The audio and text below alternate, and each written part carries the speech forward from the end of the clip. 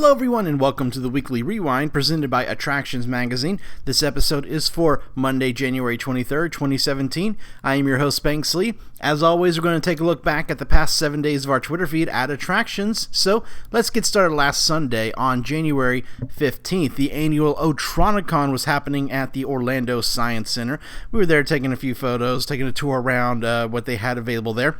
This is a wide shot of Disney's booth. At Disney's booth, they were showing off some stuff from Pandora, the World of Avatar, as well as letting people sit in one of the old mine train cars from Snow White's Scary Adventures and take a virtual ride on the Seven Dwarfs Mine Train. That night on January 15th, we were checking out the Ringling Brothers Circus Extreme. That was happening at the Amway Center last weekend. It was announced that this year will be the final year ever for the Ringling Brothers and Barnum and Bailey Circus. The Feld Entertainment is closing them out. So we were there to say goodbye to the circus. You can see a look at the Circus Extreme as well as Ringling Brothers' first ever female ringmaster on last week's episode of the show. And be sure to go to ringling.com, find out when the tour is going to be near you. Go say goodbye. January 16th, the Wet n Wild structures are still up and standing, even though water park is no longer open, but Universal recently took their logos off of the construction walls they had around the outside of the park. Don't know if that signifies anything, but who knows? No idea when they're going to start demolition of Wet n Wild or what will be replacing that land in the future.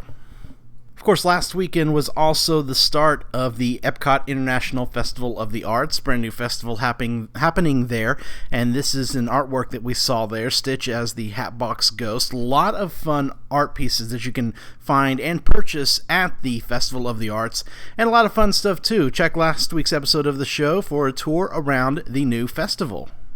January 17th, the Hall of Presidents over at the Magic Kingdom closed to add the new animatronic of President Donald Trump to the attraction. Happens every time there's a new president, so it's just a par for the course for the attraction. Should be reopening sometime this summer, here in June, maybe early July, in time for the 4th of July. You can go to our YouTube channel and see a full version of the previous version of the Hall of Presidents featuring President Barack Obama as the speaking president.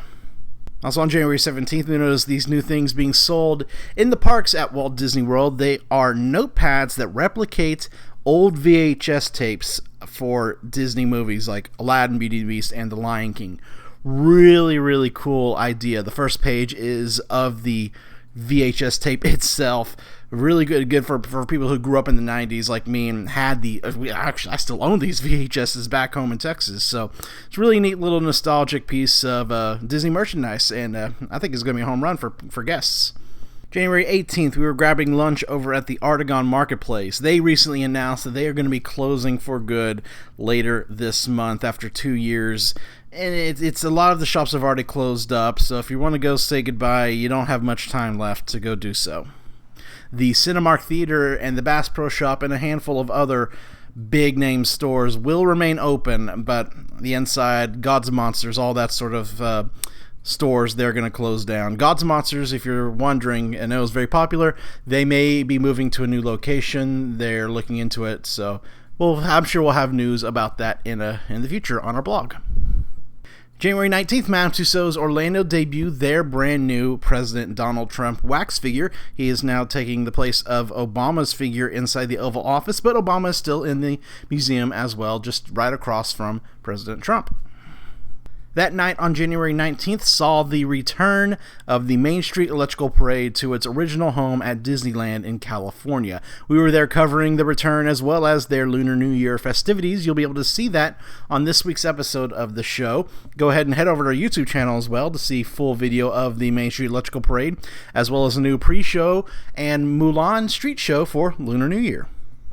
January 20th, Tom Felton was added to the lineup of celebrity guests appearing at this weekend's celebration of Harry Potter at Universal Orlando. So it's going to be Warwick Davis, Matthew Lewis, Jason Isaacs, and Tom Felton that you'll be able to go see Q&As with them, and take part in some fun demonstrations as well. It's always fun to go to the celebration of Harry Potter. We noticed over at the Magic Kingdom that there is new flavored popcorn available, maple popcorn. I haven't had this before. I'm going to have to go and try this next time I'm over there. Not sure if this is also available at any of the other Disney parks, but for sure it is there at the Magic Kingdom. January 21st, the Tonight Shop opened up for guests at Universal Studios Florida. This is the official gift shop for Race Through New York, starring Jimmy Fallon. Ride itself doesn't officially open until April 6th, but of course, usually the gift shops do open before the attraction itself. So, guess if you love to see merchandise or want to get merchandise based off the Tonight Show or an NBC, definitely go check this out. I already got a hashtag the Dancing Panda plush.